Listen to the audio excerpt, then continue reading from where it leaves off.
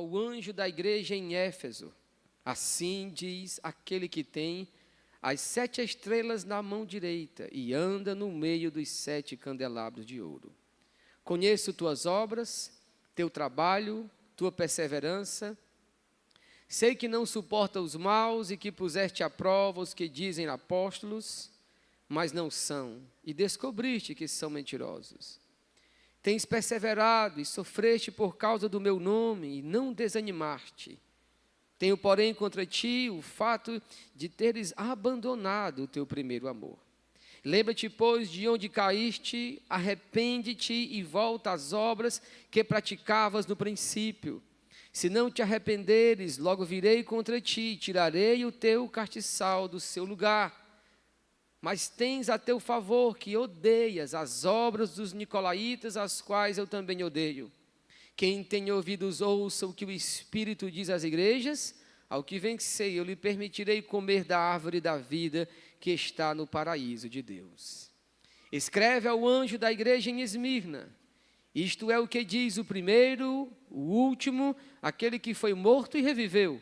Conheço tua tribulação, tua pobreza, apesar de seres rico, e a blasfêmia dos que dizem ser judeus, mas não são. Pelo contrário, são sinagoga de Satanás. Não temas o que há de sofrer. O diabo está para colocar algum de vós na prisão, para que sejais provados, e passareis por uma tribulação de 10 dias. Se fiel até a morte, e dar-te-ei a coroa da vida. Quem tem ouvidos, ouça o que o Espírito diz às igrejas. O vencedor, de modo algum, sofrerá a segunda morte. Escreve ao anjo da igreja em Pérgamo. Assim diz aquele que tem a espada afiada de 2 gumes. Sei onde habitas, onde está o trono de Satanás, mas conservas o meu nome e não me negaste a minha fé. Mesmo nos dias de Antipas, minha fiel testemunha, que foi morto entre vós, onde Satanás habita. Entretanto, tem algumas coisas contra ti, porque tens aí os que seguem a doutrina de Balaão, que ensinou Balaque a fazer os filhos de Israel pecarem, induzindo-os a comer das coisas sacrificadas a ídolos e a se prostituírem. Assim também tem alguns que de igual modo seguem a doutrina dos nicolaítas. Portanto, arrepende-te. Se não te arrependeres, logo virei contra ti e lutarei contra eles com a espada da minha boca. Quem tem ouvidos, ouça o que o Espírito diz às igrejas. Ao vencedor darei do maná escondido, uma pedra branca, na qual está escrito um novo nome que ninguém conhece, a não ser aquele que recebe. Escreve ao anjo da igreja em Tiatira. Assim diz o Filho de Deus, que tem os olhos como chama de fogo e os pés semelhante ao metal que brilha. Conheço tuas obras, teu amor, tua fé, teu serviço, tua perseverança. Sei que tuas últimas obras são numerosas mais do que a primeira. Mas tenho contra ti que toleras Jezabel, mulher que se diz profetiza. Ela ensina e seduz meus servos a se prostituírem e a comerem das coisas sacrificadas a ídolos. Dei-lhe tempo para que se arrependesse, mas ela não quer arrepender-se da sua prostituição. Farei que ela adoeça e enviarei uma grande tribulação aos que cometeram adultério com ela, e não se arrependeram de suas práticas. Matarei os filhos dela, e de todas as igrejas saberão que sou aquele que sonda mentes e corações, e darei a cada um de vós segundo suas obras. Mas digo a vós, os demais que não estão em Tiatira, a todos que não seguem esta doutrina e não conhecem as chamadas coisas profundas de Satanás, não colocarei outra carga sobre vós, mas conservai o que tendes, até que eu venha. Ao vencedor e ao que continuar nas minhas obras, até o fim, darei autoridade sobre as nações. Assim como eu recebi a autoridade de meu Pai, e com cetro de ferro as regerá, quebrando-as como são quebrados os vasos do oleiro. Também lhe darei a estrela da manhã. Quem tem ouvidos, ouça o que o Espírito diz às igrejas. Ainda de pé, oremos, meus irmãos, mais uma vez. E nessa oração eu vou estar orando pelo nosso pastor e amigo, pastor Juscelio, que passou por uma cirurgia, mas precisa ainda de mais um exame e provavelmente se submeter a outra cirurgia, porque ele está com um tumor na cabeça e é muito sério. Então, meus irmãos, nós estamos diante do Senhor, amém? A igreja do Senhor. Então, oremos agora por Ele. Enquanto eu oro, eu queria que você orasse pela sua vida espiritual. Nós vamos hoje ver este capítulo, e eu preciso que você entenda. Eu não vou fazer uma apresentação de pregação, não. Eu vou estar explicando a Bíblia, e este livro vai estar julgando a minha vida e julgando a sua vida. Se você não crê que este livro fará isso por nós, talvez você não seja um cristão. Mas se você é um crente de verdade e entende aquilo que eu estou falando, oro por você. Os tempos não são fáceis e não se tornarão melhores, mas para aquele que crê no Senhor, aí sim, a Escritura diz que ele brilhará como a luz da aurora. Amém? Então oremos agora por nós e pelo pastor Juscelio. Pai, obrigado por estarmos aqui esta noite, Senhor. Privilégio enorme, o dom da graça dos céus, que o Senhor deste a nós, para podermos nos reunir aqui como igreja do Senhor, eleitos segundo o teu amor e graça, tendo, ó Deus, compreendido a maravilha que é de servir ao teu Filho, Senhor dos céus e da terra, Rei dos reis, sobre tudo. Então, Senhor, olha agora, ó Pai, para as nossas vidas e nos permite falar contigo, ó Deus, com essa intimidade da tua igreja, Senhor, tua noiva. Queremos te pedir, ó Deus, pelo nosso irmão, teu filho, pastor Juscelio, ó Senhor, tuas mãos estendidas, curadoras sobre ele, estende, ó Pai, segundo a tua vontade, e traz este homem ao convívio dos seus, ó Deus, sarado, para a glória de teu nome, ó Senhor. Nós te pedimos, ó Pai, agora por nós. Tempos difíceis, Senhor, nós temos vivido. Ó Pai, e ainda outros virão sobre nós. As trevas, ó Pai, têm se aproximado, têm cobrido, Senhor Deus, o horizonte, mas nós sabemos que por trás de toda a densidade das trevas, o sol não deixa de brilhar só porque ele escureceu. Então vem, ó Deus, com o brilho da tua verdade, ó Deus, raiando sobre nós, Senhor, e faz desta igreja, de toda, ó Pai, a liderança do Estado, ó Deus, abençoando o teu filho, nosso pastor Teixeira, ó Deus, avivando, ó Pai, esta igreja para a glória de teu nome. E enquanto estamos aqui, Senhor, para te ouvir, ó Deus, que toda dúvida e curiosidade possam cessar, para que o espírito da fé, Senhor, ele possa brotar em nós, e esta fé poder, ó Deus, alcançar a ti em virtude e sermos renovados para vivermos o melhor do Senhor em nossas vidas. É o que te pedimos, porque cremos em tua verdade. Amém, meus amados irmãos. Glória a Jesus. Que coisa boa é estarmos aqui para ouvir a palavra de Deus. Queridos irmãos, peguei uma virosezinha essa semana, não sei se foi Covid ou não, mas já comi com a minha farinhazinha que eu estou lá em casa, e estou tentando pregar hoje, amém? Amados, olhemos agora, meus irmãos, não para outra coisa, mas senão para aquilo que Deus quer falar conosco. Nós estamos diante, meus irmãos, do livro mais enigmático da Bíblia. Este livro é chamado de o Apocalipse, palavra grega que significa revelação. Essa revelação não é principalmente sobre as coisas futuras, sobre detalhes, sobre situações que podem estar acontecendo agora lá no Oriente Médio. Em primeiro lugar, nós vimos na quarta em que eu comecei o livro de Apocalipse, que o Apocalipse se refere em primeiro lugar sobre Cristo e aquilo que ele precisa dizer para a sua igreja, amém? É como se fosse uma carta de amor que Cristo escreveu para a sua noiva. Então esta carta não é para nos deixar assustados sobre as coisas que acontecerão, muito pelo contrário, é o relato do amor de Deus que vai preservar a sua igreja, que vai cuidar da igreja, ainda que ela entre, meus irmãos, no olho do furacão, a mão do Eterno a sustentará como tem sustentado até agora. Esta é a glória do Cristo que se apresenta nas páginas do livro do Apocalipse. E como é bom, meus irmãos, ler este livro, porque agora nós temos algo maravilhoso. Quantos que estão aqui já passaram por uma cirurgia? Já passaram por uma cirurgia? Irmãos, e na cirurgia eu nunca passei, espero passar por muitas ainda, né? E escute, vocês gostam de rir de mim, irmãos, eu não tenho medo dessas coisas não, mas escute, você vai passar por uma cirurgia, você primeiro passou por todos os exames, E o exame, meus irmãos, eu até preciso fazer uma que a gente entra assim dentro de um tubo. Como é o nome daquele bicho mesmo, hein? Ressonância magnética. Que eu quero saber logo de tudo que é que eu tenho. Todas as mazelas que eu escondi da minha mulher até agora, eu quero que ela saiba logo. Vou entrar no tubãozão e aí vou sair de lá, meus irmãos, sabendo de tudo. Escaneado, né? Muito bem, meus irmãos.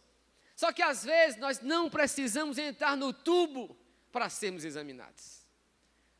Às vezes nós chegamos aqui esta noite sem nem despretensiosamente, sem nada, como sendo mais uma rotina, o culto da quarta-feira. Só que nós chegamos aqui não foi diante de um médico, mas sim do médico dos médicos. E este médico, ele não usa uma lupa, ele não precisa de algo para aumentar a sua visão, para ele ver alguma coisa, pelo contrário. O Apocalipse já diz para nós que ele sonda mentes e corações.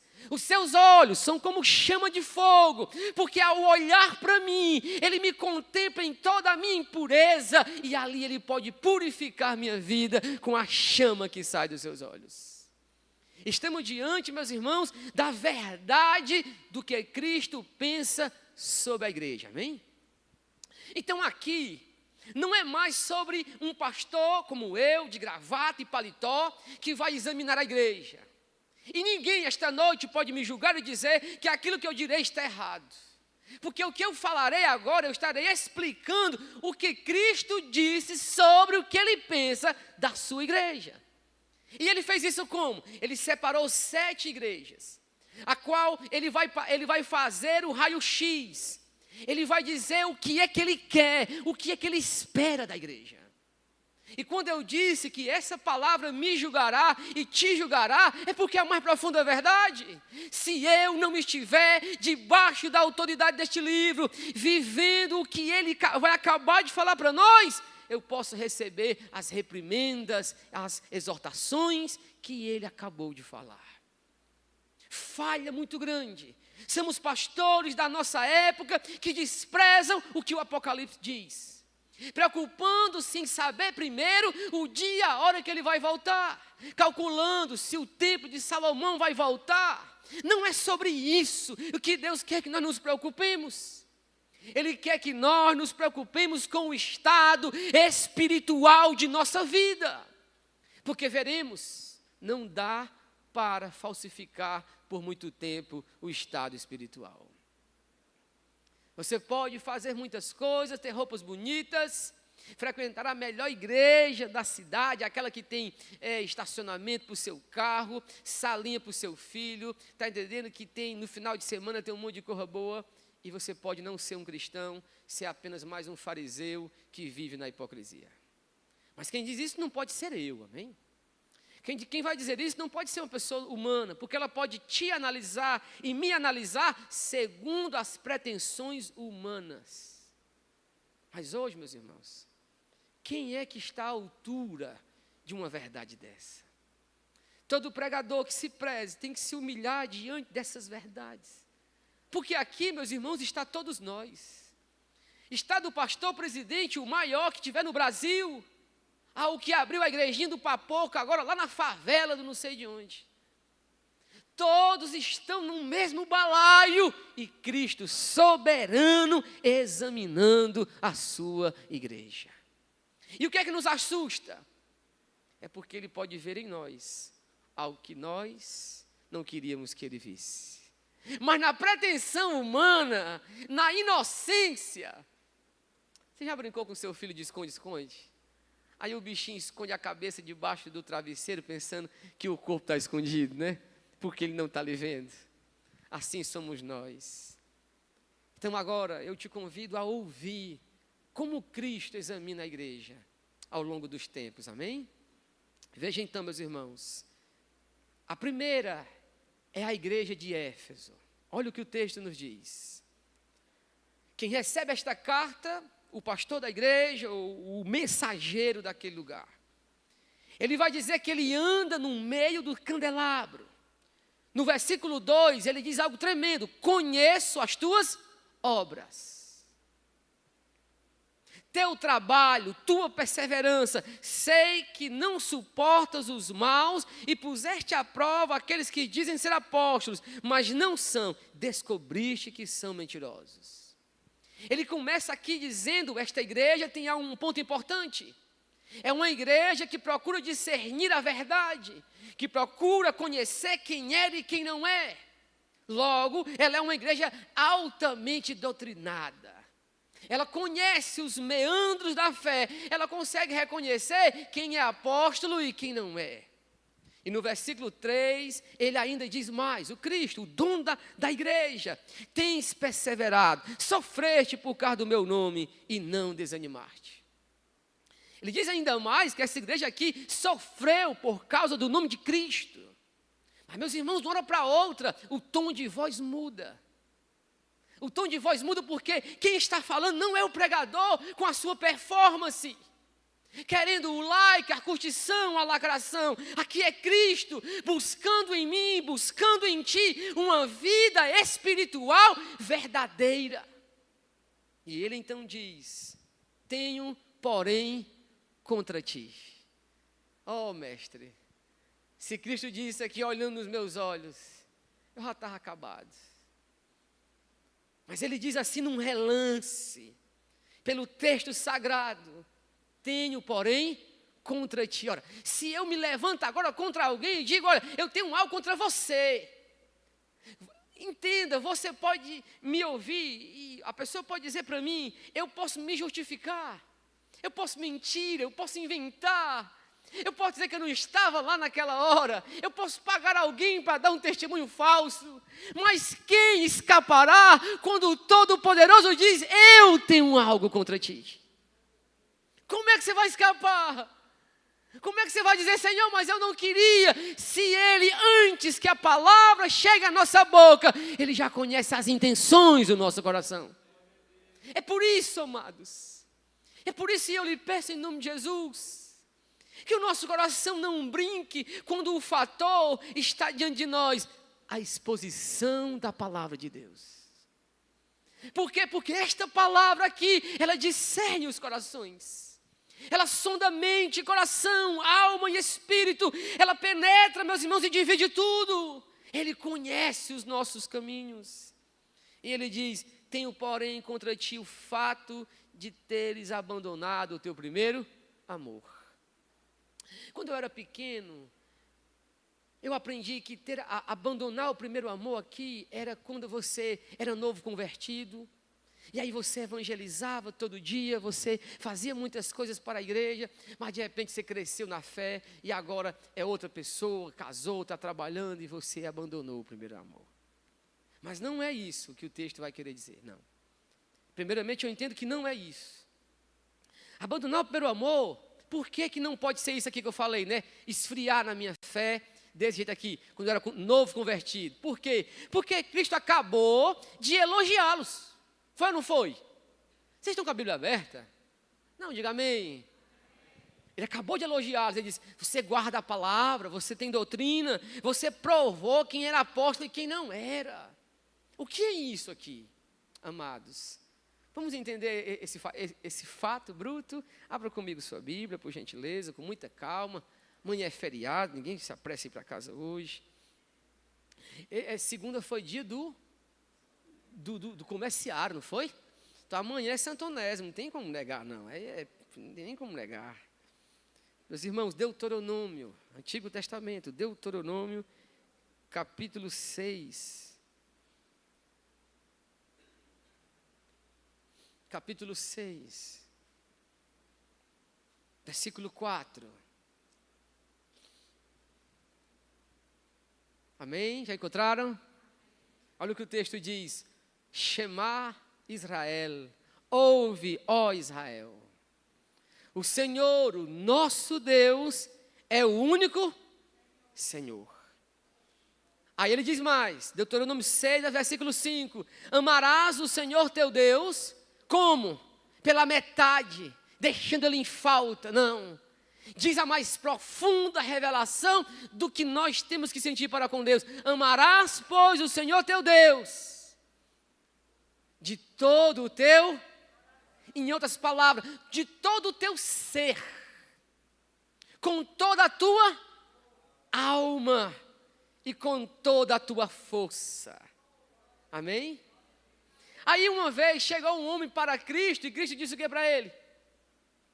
Amarás, pois, o Senhor. Cristo, lá em Mateus, ele fala a mesma coisa daqui, diz: amarás, pois, o Senhor teu Deus de toda a tua força, de todo o teu entendimento, de toda a tua alma, com todo o teu coração. Este é o primeiro mandamento. E depois, amarás ao teu próximo, e este é o segundo mandamento. Então entenda agora, por favor, de uma vez por todas. O que o Apocalipse está querendo dizer aqui de pronto para a gente? É que uma igreja pode amar a doutrina, ser fiel na palavra, não desanimar, passar por uma provação, mas ela tem um zelo doutrinário, tem um zelo por aquilo que é o conhecimento, entender quem é falso e quem não é, mas ela fazer isso sem o amor. Abra comigo sua Bíblia, por favor. Primeira carta de Paulo aos Coríntios, capítulo 8. E se tem uma coisa que eu posso falar com propriedade é isso. Acho que é a única coisa que eu posso dizer. Era para me pregar só em 1 Coríntios 8 e 1. Vamos lá? 1 Coríntios 8, versículo 1. Existe mesmo, viu? Quem achou pode ler? Isso, continue, lê bonito e alto.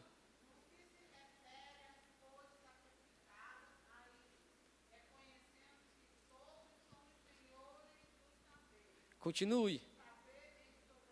Se o amor parou. A igreja de Corinto era uma igreja que possuía muitos dons, tinha um conhecimento da palavra, sabia reconhecer a coisa sacrificada, aquilo que era dado a um ídolo, mas ela não amava. E Paulo diz: o conhecimento ensoberbece, mas o amor edifica.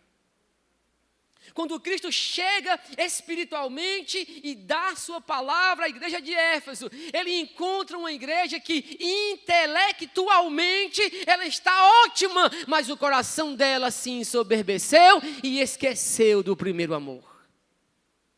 Amados, entenda de uma vez por todas, não é que ser intelectual não sirva de nada, é porque todo conhecimento tem um propósito. E o propósito é amar mais a Deus sobre todas as coisas. E aqui em Éfeso, os amores estão desordenados. Uma igreja que tem o amor desordenado, ela matará umas às outras, porque ela não ama corretamente. Quando alguém se frustra com uma igreja e diz: não quero mais ser crente, aquele povo não presta, ela não se frustrou com Deus. Ela se frustrou porque ela olhou somente para o ser humano. Ela olhou somente para o segundo mandamento. E esqueceu que o que me dá força para amar ao Derek não é o Derek por si. Ele é amável, mestre, você é amável. Mas aí, em primeiro lugar, ele também, depois de ser amável, ele é um pecador. Ele pode falhar comigo, mas aí, quando eu olho para Deus e eu amo a Deus acima de todas as coisas, o amor de Deus, que é o sol, me aquece para que eu possa amá-lo apesar das suas fraquezas. Esta é a ordem do amor. Eu amo a Deus, Ele me fortalece, eu amo ao próximo, e aí me fortalece ainda mais para amar a mim mesmo. E quantas pessoas estão deixando de amar a Deus em primeiro lugar? Estão amando os seus ministérios. São igrejas onde Cristo não pode julgá-las, onde a palavra não pode ser pregada, onde o pecado não pode ser falado de domingo, porque a multidão veio para ouvir a Aline Barros que vai cantar. O povo quer, meus irmãos, os grandes eventos, porque num evento tu não pode falar da verdade. Tu tem que superficializar aquela pregação, tem que deixar ela agradável para a pessoa voltar no outro dia e mais outro evento, e mais outro evento. E aí vai de evento e no final o vento levou o evento. Porque não tem a substância da palavra de Deus. Sempre a palavra foi um negócio superficial. E aqui Cristo nos ordena a reorganizar o nosso amor. Ele diz: eu tenho, porém, contra ti que tu abandonaste. Agora, lembra depois de onde caíste, te arrepende e volta a praticar as primeiras obras, como no princípio. Irmãos, o que é que o Senhor quer de uma igreja? É que ela não esmureça na sua paixão por Ele, que a obra de Deus não é feita pelo luxo e pela arrecadação de cada domingo. A obra de Deus é feita pelo sacrifício que demonstra o amor de Deus. Como foi que Tomé reconheceu que Cristo era Cristo? Vamos, cadê a Lagoa do Mato? Ele disse o quê? Eu preciso ver as marcas da cruz. Por quê? Irmãos, ele viu a crucificação. Tomé nos ensina uma coisa. Tomé é a incredulidade do mundo. Que quando olha para nós, eles encontram o quê? As marcas da cruz? Um povo que sofre? Ou nós somos crentes modinhas? Que fica seguindo, meus irmãos, outras coisas que não são Deus? Outros líderes que não são nada, são como a palha que o sol secará. O mundo quer ver em nós as marcas da cruz. E a marca da cruz é o morrer por Cristo, é o sacrifício de quem diz: Senhor, minha vida é tua. Quando disseram a Paulo: Paulo, não vá para Jerusalém, ele disse: eu estou pronto para morrer por ele, porque eu não tenho minha vida por preciosa, contanto que ele me use, ou tanto que ele quiser, parafraseando o autor. Ora, e aí, meus irmãos, ele promete a esta igreja algo tremendo. Mas tens ao teu favor que odeia a obra dos nicolaítas. Nicolaítas ensinavam que você podia ter várias relações sexuais com as mulheres ou com os homens e não era pecado, porque só contaminava o corpo e não a alma. Eles reprovavam isso. E o Senhor diz: quem tem ouvidos, ouça o que o Espírito diz. Ao que vencer, lhe permitirei comer da árvore da vida que está no paraíso de Deus. Amém? Ela está lá no paraíso de Deus agora. Não tem um pessoal que diz assim: vou procurar o jardim do Éden, né? Que está lá perto ali onde é o Iraque. Esquece. Esta árvore aqui está no paraíso de Deus guardada. Ela vai chegar, mas não está mais aqui não, entre nós. Irmãos, qual é a primeira virtude que nós aprendemos com essa igreja? Zelo por conhecimento. Sem amor, em primeiro lugar, por Deus, sem paixão por Deus, não é bom. Aqui, o Senhor nos ordena: organiza o teu amor, amém? Ama a Cristo acima de tudo, e depois tudo já vai estar ordenado. Ele examinou Éfeso, e ao mesmo tempo agora ele passa a examinar a igreja de Esmirna. Olha o que o texto então diz: escreve ao anjo da igreja em Esmirna. Isto é o que aquele que é o primeiro, o último, aquele que foi morto e revive. E ele diz algo tremendo. Ele já começa dizendo que eu conheço, amém?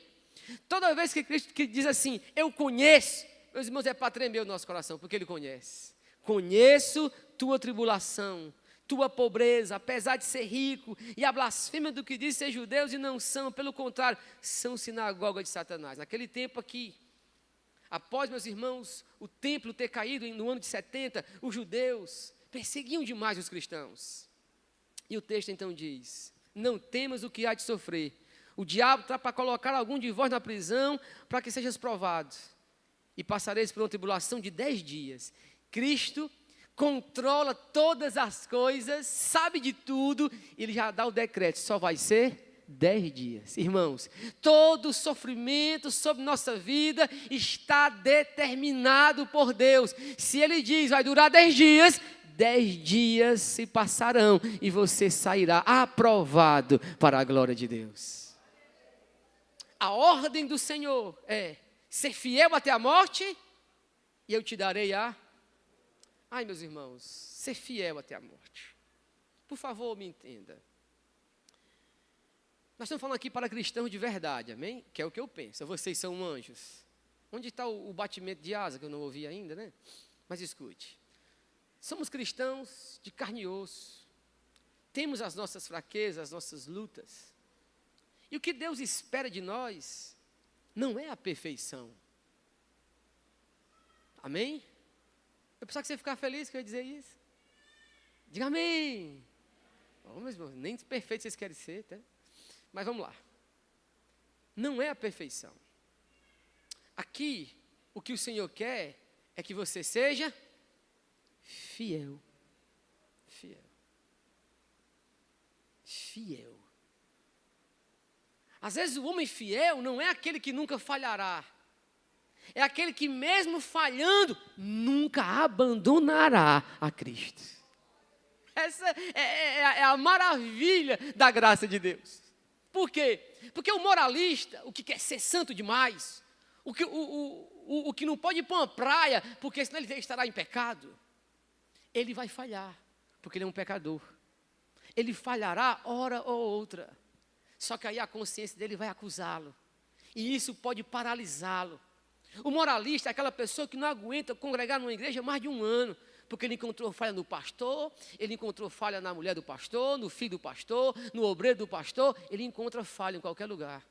Aí o moralista, ele morre por dentro, porque ele não consegue dar jeito na igreja. Ora, se Cristo está com 2000 anos edificando ela, homem, tu quer ser melhor do que o eterno? Aí ele não dá jeito em ti nem em mim. Aí ele, vou para outra igreja, que aqui só tem pecador. Aí ele vai lá para outra igreja. Primeiro mês é uma bênção, ele dá o dízimo, uma maravilha, coisa maravilhosa. Mas depois, ele encontra falha de novo. Aí começa a encontrar falha. O final dele, o que é? É fazer um galpão na casa dele, colocar 50 cadeiras e abrir a igreja dele. Só que aí qual é o maior perigo do moralista? É que nem a mulher dele aguenta o sermão dele, porque sabe de tudo. Aí chega um momento que ele está só e as poltronas, ou e as cadeiras. E as cadeiras começam a se tremer, querendo ir embora. Que nem a cadeira aguenta mais a pregação dele. Irmãos, tinha um hino antigo. Quem é daqui das antigas? Né? O mestre Moura. Que tinha um hino que diz assim, eu te amo, mesmo fraquinho, né? Não tem? É o hino da minha vida. Eu sou este aí. Irmãos, o que é que o Senhor espera de ti, mestre? O que é que Deus espera da igreja? Não é a perfeição, não é fazer grandes coisas. É que apesar de toda luta e toda tribulação, nós não abandonaremos a Cristo Jesus. A jornada nossa não é numa linha reta. Não é uma linha reta sem obstáculos, pelo contrário. A nossa jornada é passando por becos, ruas, valados, meus irmãos, montes altos, vales, porque essa é a jornada em direção à nova cidade de Deus. Então existem dias que nós estamos lá embaixo, meus irmãos, dias lá em cima na montanha, e o diabo nos pressiona, vai desistir, vai chutar o balde, não aguenta mais essa igreja, não aguenta mais ser crente não é fácil. Ah, mas o homem fiel vai dizer, nunca me disseram que ia ser fácil, mas com Cristo é maravilhoso, amém? Eu quero estar com Cristo. Nós da Assembleia de Deus sabemos radicalmente. Temos um hino da harpa, mestre Elivano, que nós cantamos assim, ó. Eu quero estar com Cristo, onde a luta se travar. Num lance imprevisto, na frente me encontrar. Que eu possa ver na glória, se alegrando da vitória, Deus vai me coroar. Glória a Deus. Não, escute agora. Escute. Você entendeu o que você acabou de cantar, Gé? Tu acabou de cantar, mestre, que tu quer estar com Cristo aonde a luta se travar. Não é o conforto da vida. A não ser que nós sejamos falsos demais. Nós cantamos isso só de boca para fora.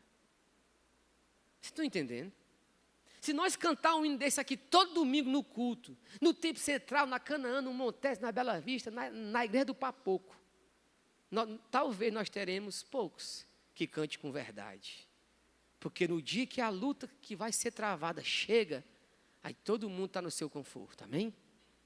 O seu conforto. Ora, meus irmãos, não é a maldição do cristianismo de hoje, não é o conforto? Somos a igreja, meus irmãos, mais rica do país. Digo isso na Assembleia de Deus, e eu faço parte dela, eu posso dizer. Quem achar ruim na internet, que mande um e-mail para mim dizendo que me ama. Somos da Assembleia de Deus. Eu sou assembleano. Mas, meus irmãos, nós parecemos que vivemos do passado. Do Daniel Berg, Gunnar Wingren. Da mulher que falou em língua primeiro, o nome dela, Celina de Albuquerque, né? Irmãos, já morreram. Deixa os mortos sepultarem. Nós colocamos a mão no arado. Não é para olhar para trás, amém? A Assembleia de Deus tem que continuar vibrante, onde a luta se travar, seja, meus irmãos, onde for, o mundo pode tocar, se ficar em chamas, é aí que nós estamos gostando, porque é onde o Evangelho se torna mais necessário para a vida de todos. Cristo diz ao seu povo, conheço tuas obras, ser fiel até a morte. Ah, meus irmãos. Quem tem ouvidos para ouvir, ouça o que o Espírito diz à igreja. Ao vencedor, de modo algum sofrerá a segunda morte. Por quê? É muito interessante cada final, né? Você vai ser fiel até a hora. Embora que o teu corpo desfaleça, tu venhas a morrer por causa de Cristo, ou qualquer coisa que te abata, esta carcaça cairá no túmulo, teu espírito aparecerá vibrante na presença de Cristo. Você vai ter aquilo que Paulo sempre quis ter e agora tem, quando ele diz que para mim o viver é Cristo e o morrer é lucro. Esta é a vida do Evangelho. E amados, sejamos honestos, precisamos considerar a virtude desta igreja aqui é ser fiel até a morte. Entenda, não é perfeição, mas sim fidelidade. Posso não amar a Cristo do jeito que é, mas também nunca deixarei de amá-lo completamente. Posso não conseguir ser um apóstolo Paulo na minha vida, mas, meus irmãos, eu vou cruzar a linha de chegada.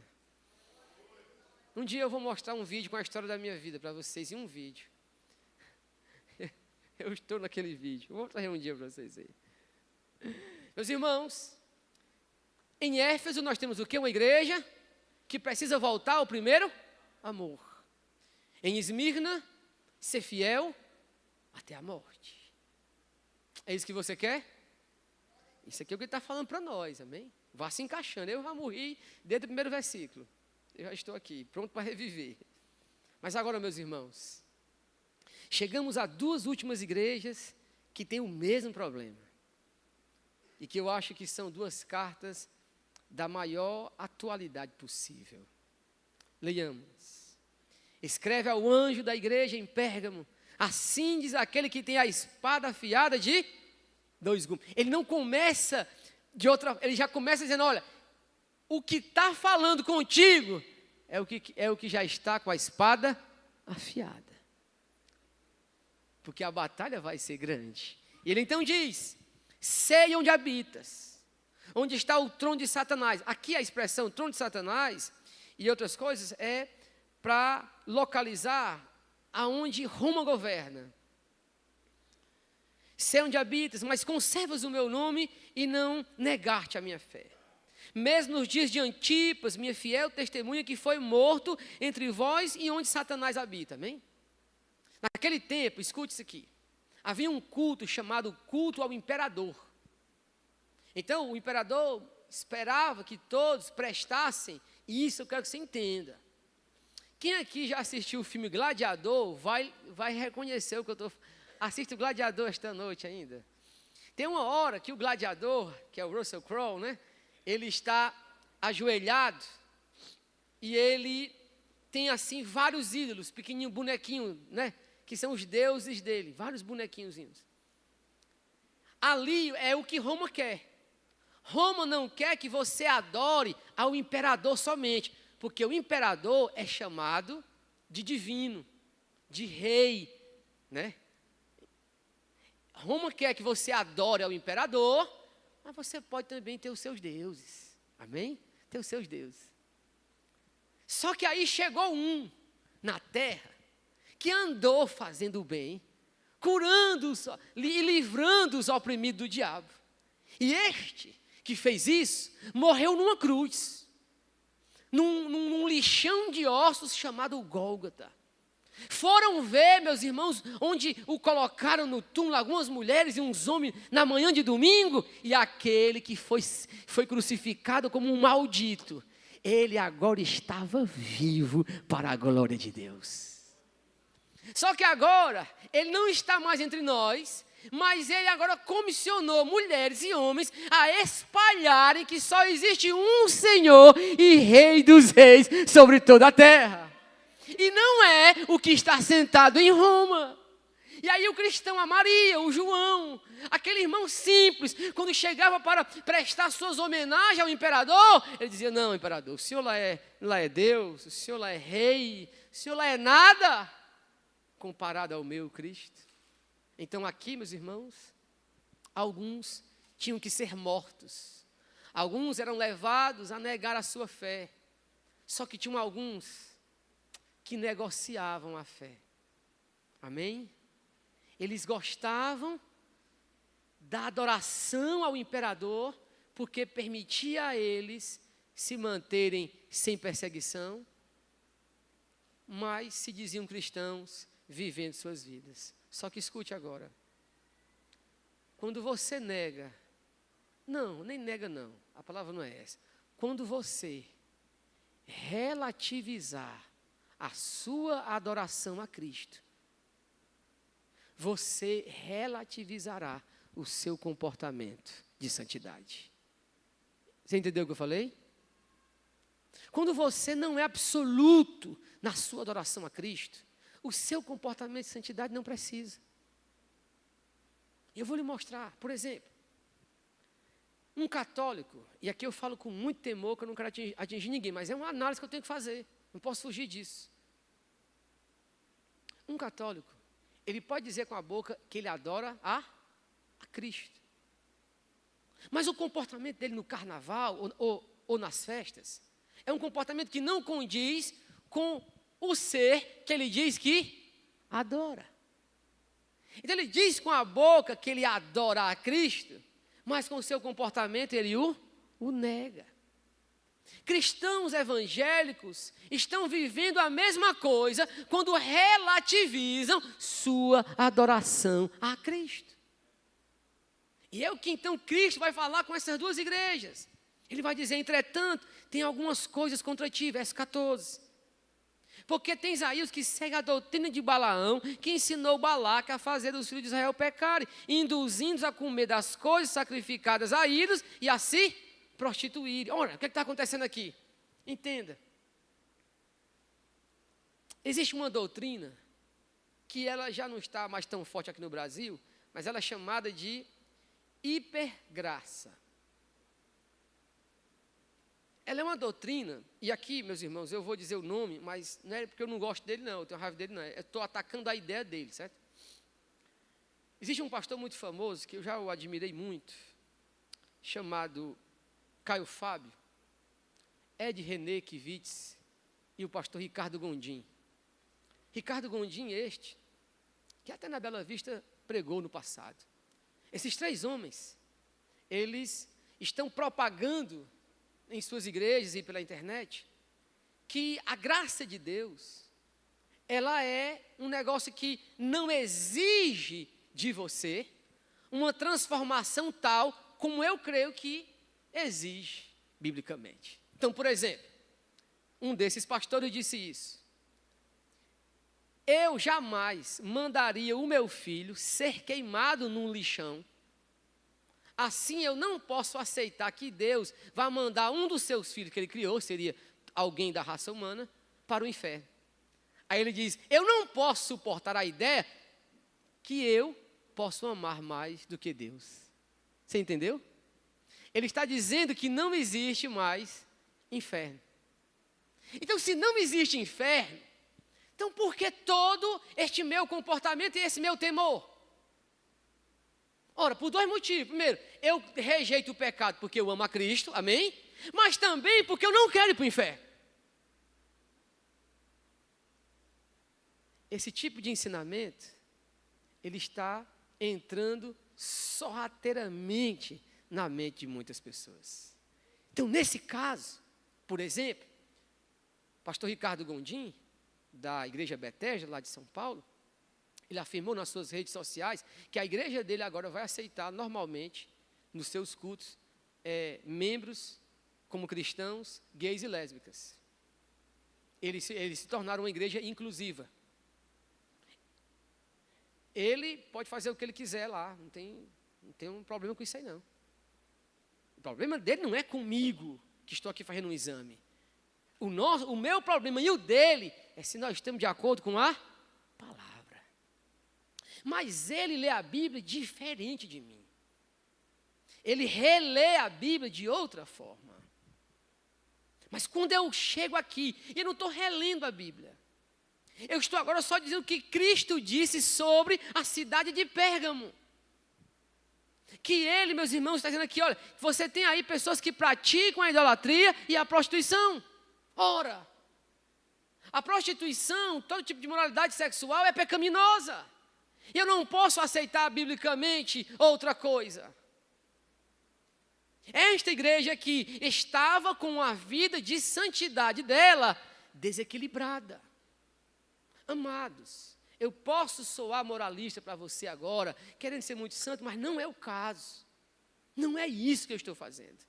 Eu estou lhe explicando uma reprimenda de Jesus para esta igreja aqui em Pérgamo. E aí eu volto a ler quando ele diz, assim também tens alguns de igual modo que seguem a doutrina dos nicolaítas. Que foi aquilo que eu já expliquei.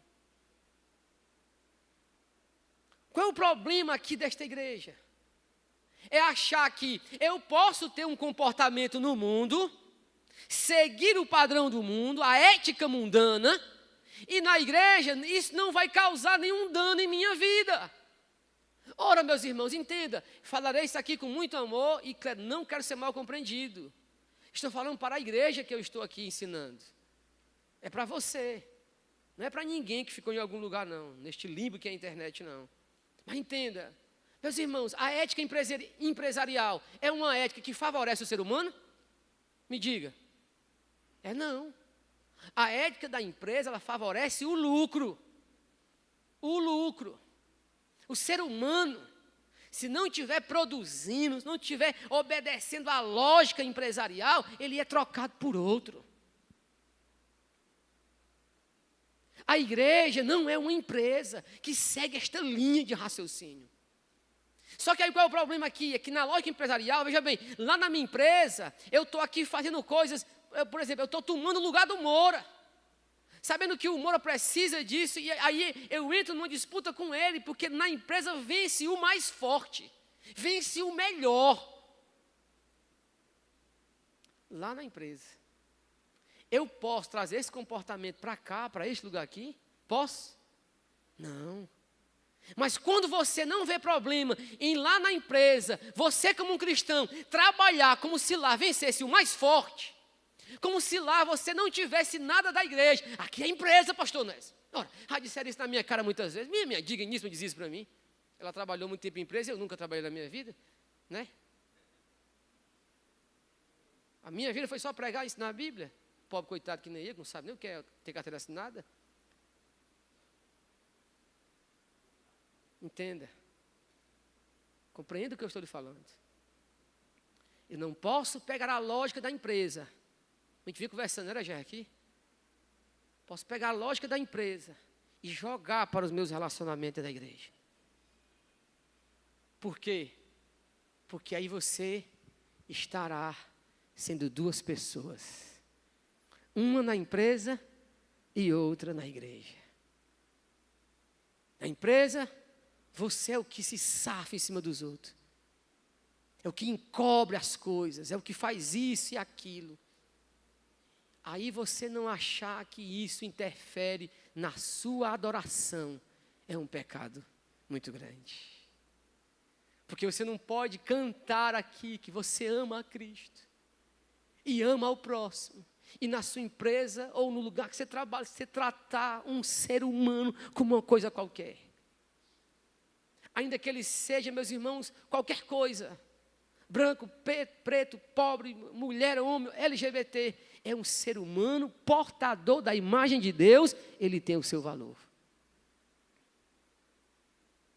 Eu não trago, porque eu não quero viver de maneira dupla. E aí o pior agora é que as empresas, em muitos lugares, estão falando de uma espiritualidade da empresa. Aí a pessoa lá na empresa tem um momento do culto, né? O culto, a oraçãozinha lá na empresa. E acha que, porque o funcionário está orando, que é do mundo, acha que porque ele está orando, Deus vai abençoar, porque até os incrédulos estão orando. E se não abençoar? E se não for assim? Vocês estão entendendo, gente? Eu estou muito longe da verdade, ou eu estou muito próximo dela?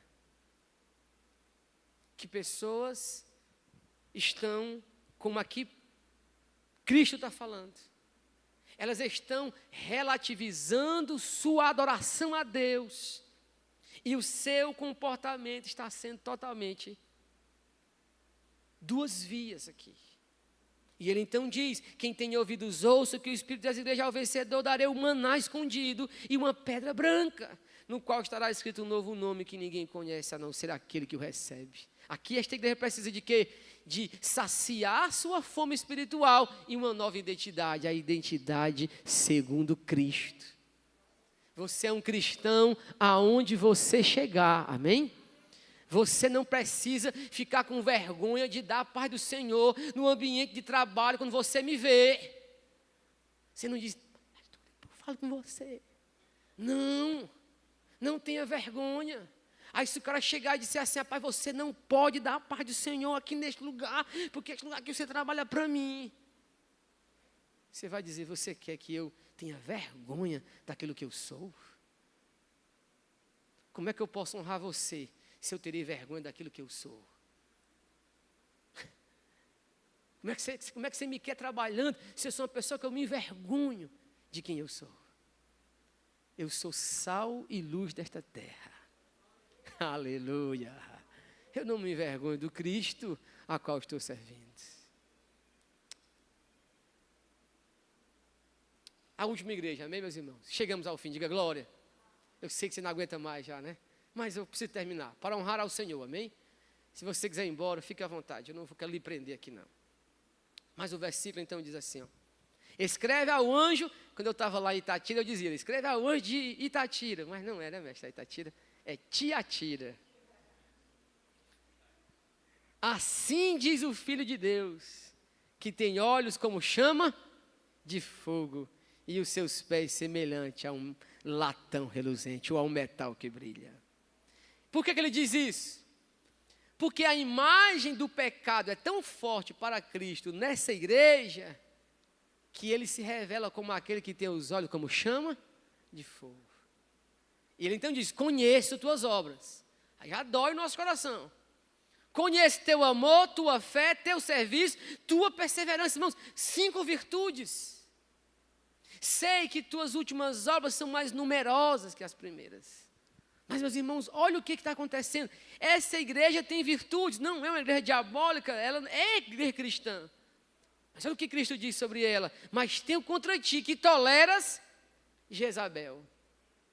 Aí aqui eu acredito que é uma pessoa real, certo? O nome dessa pessoa não é Jezabel, não. Mas Cristo está comparando essa pessoa, essa profetisa, como a Jezabel, mulher do Acabe. Né?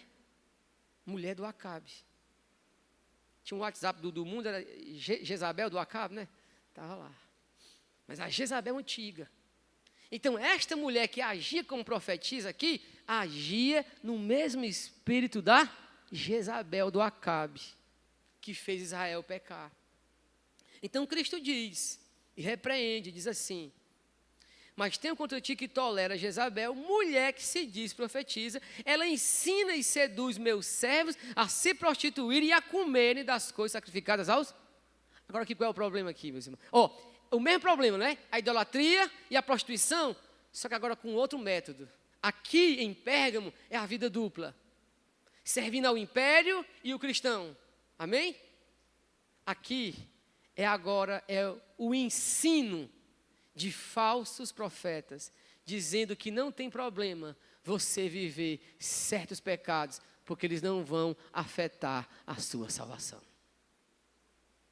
Você pode viver nesta vida aí, entenda. Irmãos, falarei com muito cuidado, porque eu tenho amigos que eu posso estar machucando. Mas escute.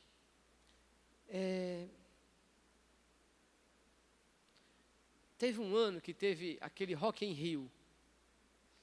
E eu estava vendo uma postagem de uma cantora chamada Isa, uma morena. E ela dizia assim, no alto do Rock in Rio.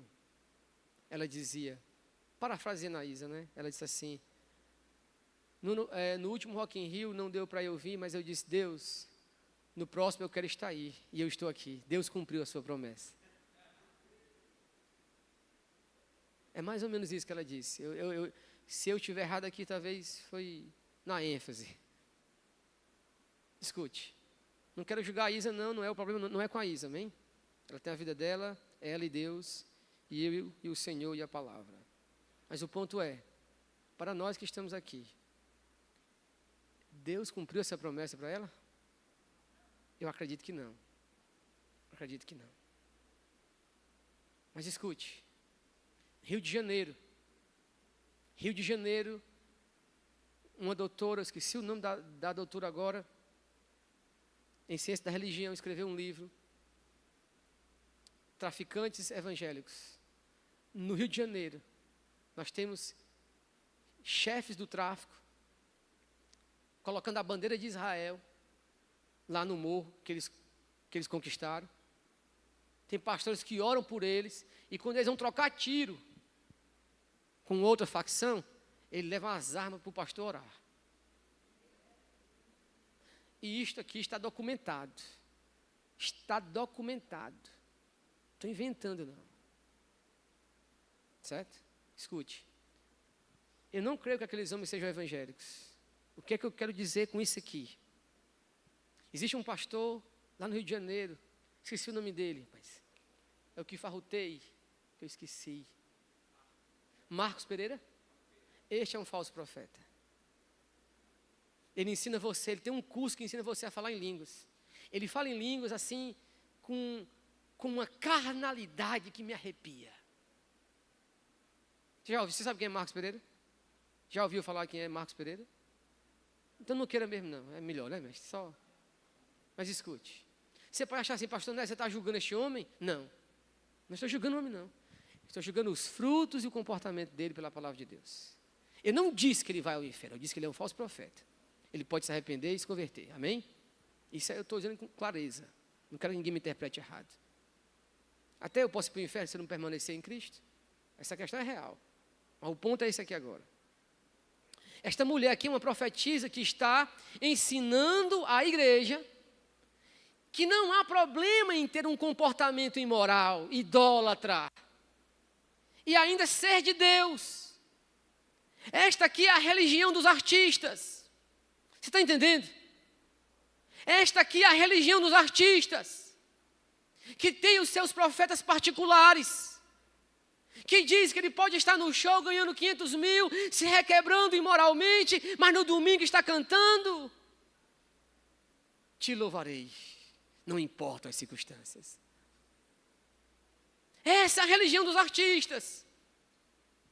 E esta religião, ela é fácil, porque ela não exige de você a luta, o carregar a sua cruz. Mas este não é o evangelho do Cristo. O evangelho de Cristo é totalmente o contrário, a não ser que você creu errado, a não ser que você creu em vão, mas está escrito, aquele pois que quer ser meu discípulo, negue-se a si mesmo, tome a sua cruz e siga-me. A vida é em forma de cruz, porque chegará um dia que nós estaremos com o Senhor para sempre nos céus, e lá nós, meus irmãos, desfrutaremos da presença do Senhor e de toda a glória da criação. Então, esta religião aqui, olha o que o Senhor diz. Entenda, Cristo age com muita ênfase sobre ela. Farei com que ela adoeça. Enviarei uma grande tribulação aos que cometem adultério com ela e não se arrependeram. Matarei os filhos dela e toda a igreja saberá que eu sou aquele que sonda corações e mentes. Irmãos, a todos que me ouvem, esta religião aqui precisa se arrepender. Só que esta, por favor, me entenda, esta é a religião de Nínive. Esta é a religião de Fortaleza. Essa é a religião que eu encontro em vários lugares. Aonde os seus profetas é uma igreja que vive só de atrações. De atrações por cima de atrações. Para atrair estes incautos que não conhecem a verdade e profetizar para eles mentiras que os levarão ao inferno.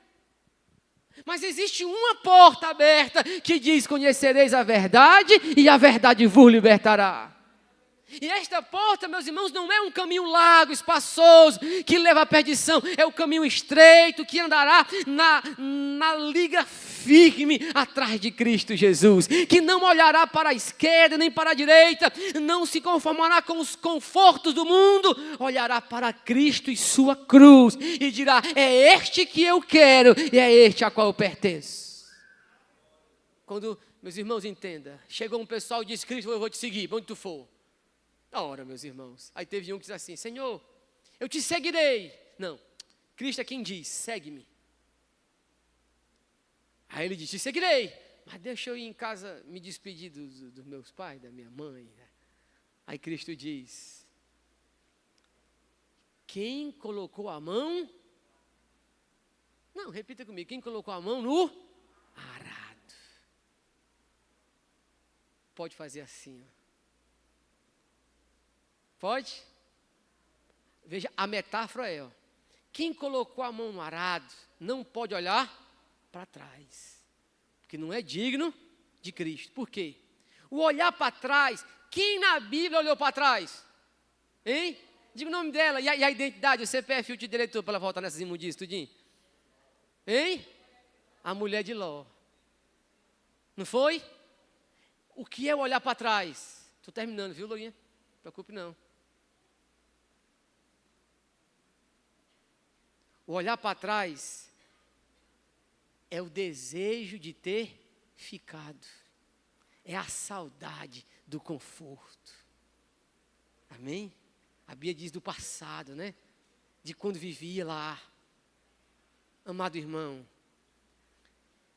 com isso, Cristo quer dizer: tua mão pode estar sobre o arado, mas o coração está onde? Lá atrás. E Cristo não quer você dividido. Ele quer você por inteiro. Aleluia! Ele quer você totalmente. E Ele diz isso para nós. Porque esta é a verdade do Evangelho. Aquilo que o espírito do mundo quer dividir. Ele quer rasgar o corpo de Cristo. Ele quer defraudar o corpo de Cristo. Mas aí o Senhor, o que sonda mentes e corações, o que tem os seus olhos como chama de fogo, aparece e diz: não, esta igreja é minha. Vou matar esta mulher, os filhos dela, e vou repreender a todos, mas vou cuidar da minha igreja, porque ela pertence ao Senhor. Isso não tem que ficar claro.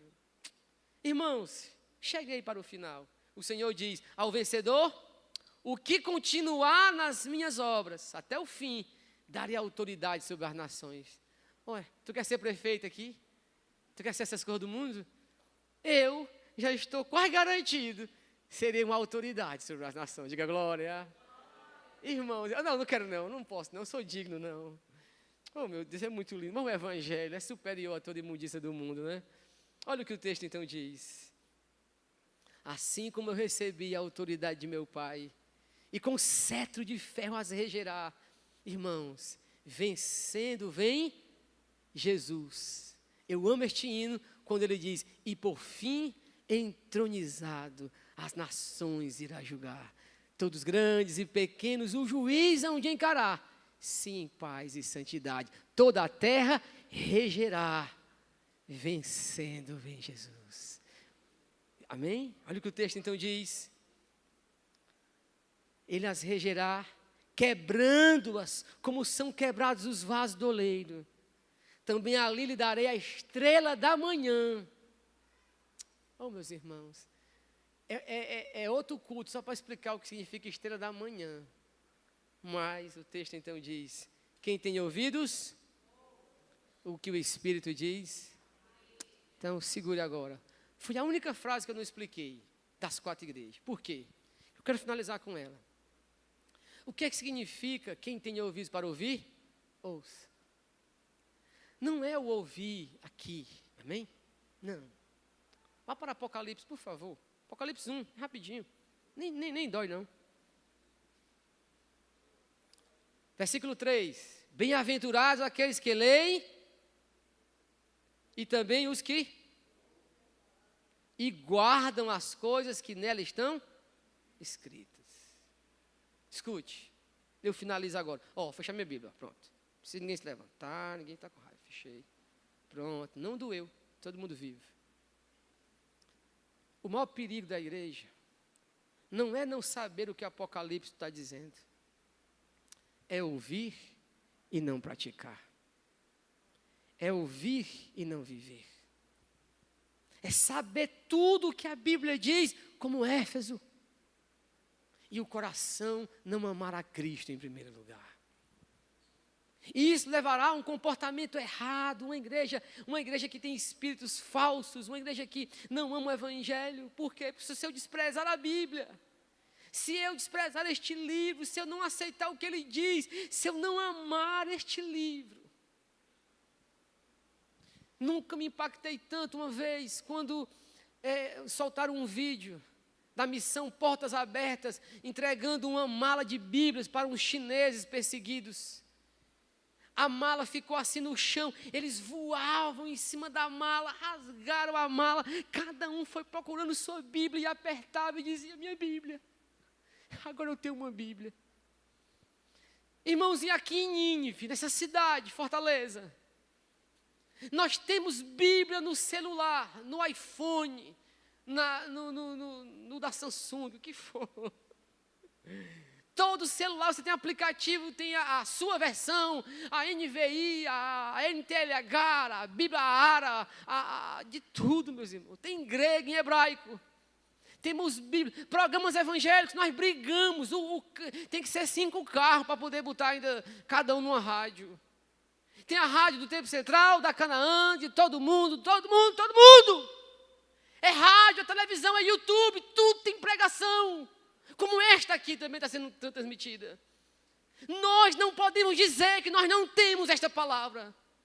Mas para que tanta palavra, se a prática é tão pouca? Para que tanta estrutura? Para que um templo para 10.000? Se não é feito, meus irmãos, nada por aqueles que nunca ouviram o Evangelho. Deus nos tem dado muito para muito pouco. Não adianta os esforços que são feitos porque são egoístas. São pastores celebridades. Isto é pecaminoso. Pastores na sua vaidade, evangélicos na sua vaidade. Isto é pecaminoso. Não há diferença do que o mundo faz. Pelo contrário, o ignorante que nunca creu no Evangelho, ainda talvez tenha mais chance do que os outros. Quando Deus revela um negócio como esse, não é para nós agir de qualquer jeito. É para amanhã nós acordarmos diferente. E dizer, eu não posso ir ao campo missionário. Eu não posso ir, meus irmãos, dar a minha vida por Cristo, porque é isso que Ele merece. Você dará a vida por Ele. Então amanhã, desperte com uma nova visão e diga, eu quero viver para a Tua glória. Eu vou renunciar mais o pecado. Vou me aproximar mais de Jesus. E vou dizer, Senhor, todo coração que passar perante mim será um campo para eu semear a Tua palavra. E isto sim é reorientar a vida e começarmos de novo a viver o Evangelho como é para nós viver. Amados, dói meu coração. Sei que não posso mudar ninguém, só a palavra faz isso. Mas nesta noite, saia daqui reflexivo com isso. O que você ouviu não é só para alimentar uma curiosidade que você tinha sobre o Apocalipse, não. Eu não preguei para agradar ninguém, não. Eu preguei porque eu preciso pregar. Porque ai de mim, se não pregar o Evangelho. Amém, meus irmãos? Então, não precisa aplaudir nada, não. Só fique caladinho, ouça a palavra de Deus. Que eu não estou me apresentando para ninguém, não. Aplauso você deixa para os outros. Para mim, você precisa ouvir a verdade. Vim orar 6h30 aqui. Vim para o culto domingo aqui como quem vem para o último culto da vida, amém? Para rasgar a boca de dar glória, sair daqui cheio de Deus e dizer, Senhor, pastor, me bote um culto segunda-feira, culto terça, bora encher o mundo da glória de Deus. É isto que espera o Senhor Jesus Cristo em nossa vida, amém? Que Deus em Cristo os abençoe, meus irmãos.